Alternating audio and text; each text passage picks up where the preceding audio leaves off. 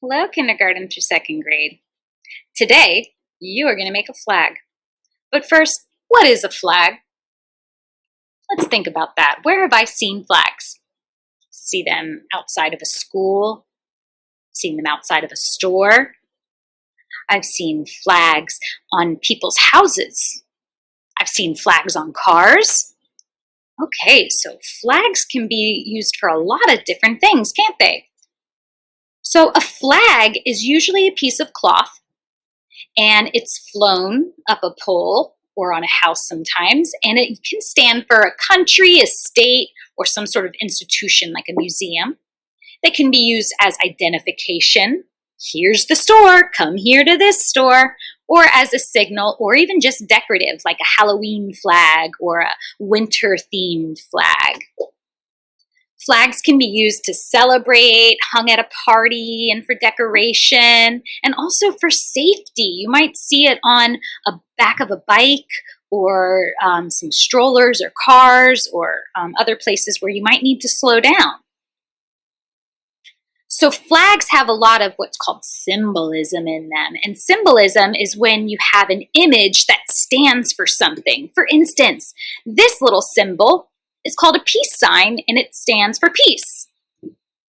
This image with the arrows means that you can use that it's for recycling. It's used for recycling. It's on your recycling bin. If you see that, you know that you can recycle something there. And this one is our bathroom image, and one of the ways in which we can know which bathroom to use. Other symbols, like if you see a skull and crossbone, that might usually mean danger or poison. You know, the peace sign. And a heart usually means love. And when you see a circle with a dash through it, that means no. And then, of course, our emojis, like the winky face. And then there's also symbols for companies, like Nike has a swoosh symbol. Pepsi has that little red and blue with the wave in the middle. The one in the middle here is Gucci. This is a gas company called Shell, so their image, their symbol is a shell. And then McDonald's symbol are the golden arches, which also make an M. So flags have symbols on them to tell us something. The American flag has 13 red and white stripes because it symbolizes the 13 original colonies that became our first 13 states. The stars, there are 50 stars. You can go up to any flag. I'm pointing at my flag above my desk. Any flag, and you can count it. And there are 50 stars on it, which stand for the 50 states that we currently have. And I'm just going to skip this one. Some flags that are used by the Navy to communicate. So these ones you see, there are letters. So a Navy ship could hang up certain flags to spell something. For instance, where's the S? S-O-S. They might hang those 3 letters if they're in danger so that somebody would be able to know that. Other flags can be used to identify things like prisoners of war or the Marine Corps. And then other flags are used like in front of a store. So this is the Superdry store. You've probably seen the IKEA flags before. Not every store has flags, but some stores do.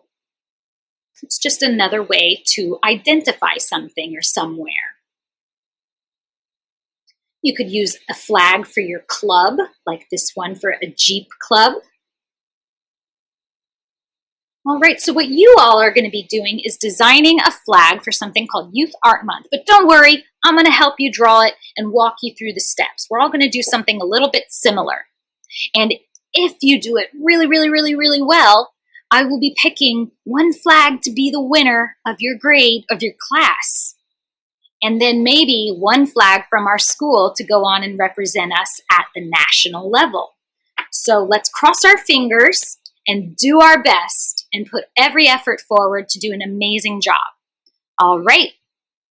And you don't need to worry about any of this because I'm going to show you how to do it all. So don't worry about that. I'm just going to scoot, scoot, scoot, scoot, scoot, scoot, scoot, just to show you a few quick examples. These are some student examples, and now these are older kids, so they're a bit more fancy pants. But don't worry, I'm going to help you. But these are just a few cool ones. And they're all about art supplies. You see that? Art supplies, arts in Pennsylvania, arts in, where's that, Maryland. All right, so I will join back with you with my artwork and you will follow along step by step on what to do. Be right back.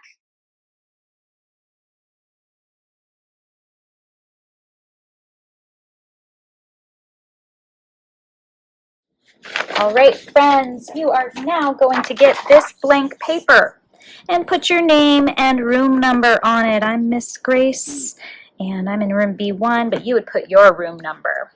And the first thing we're going to do together is draw the state of Pennsylvania. Let's start with a diagonal over here, and then a straight line going down.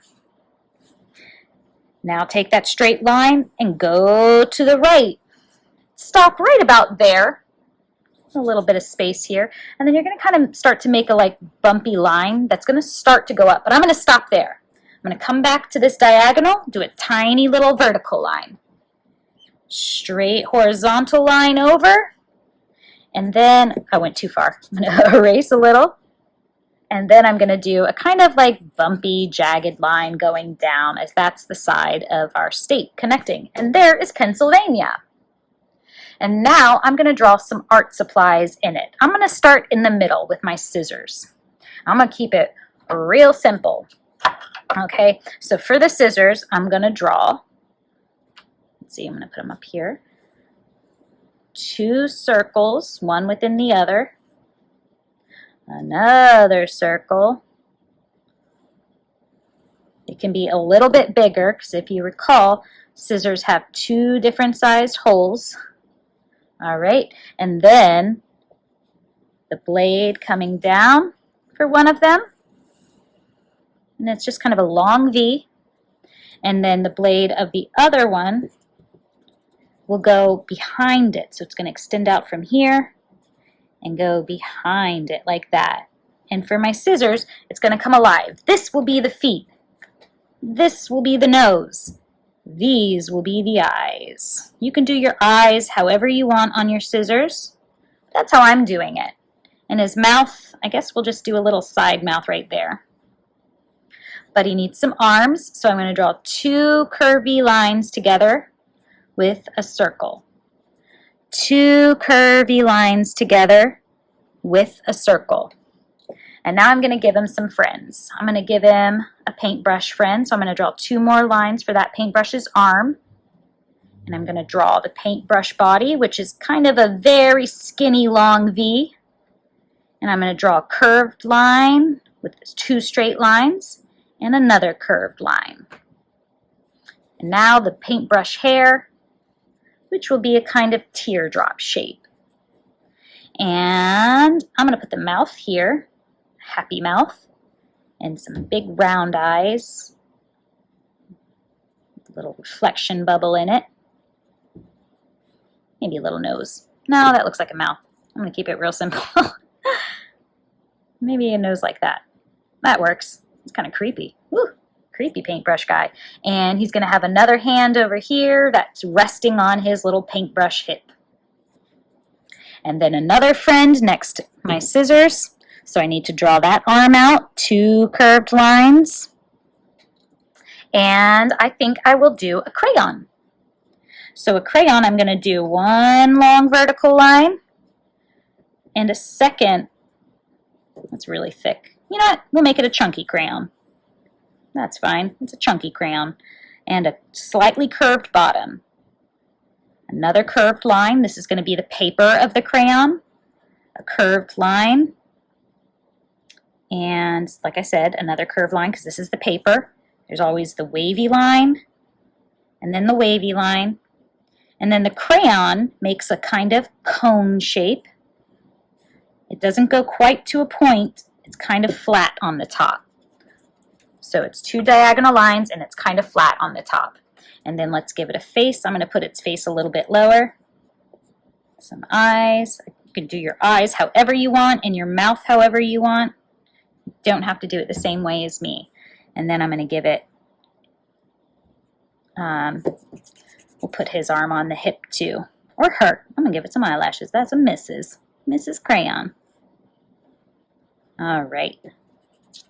So I have my friends, and now I'm going to write at the top, Art Connect Us. Well, that fitted perfectly. So I have some art supplies in Pennsylvania. And if you had more room, you could fit more art supplies. You could do maybe, I had a marker on my original plan and also a pencil. So you could change it up however you want, add more. And then I would start coloring. All right? And you can use the markers or crayons. I forget which one I put out on the table for you, but use them and color in neatly and solidly. Okay? Neatly and solidly. Don't leave any white space unless it's the white of the eye. And do your best to color solid and take your time. Okay, my friends? All right. Have fun drawing and coloring, and I can't wait to see you again.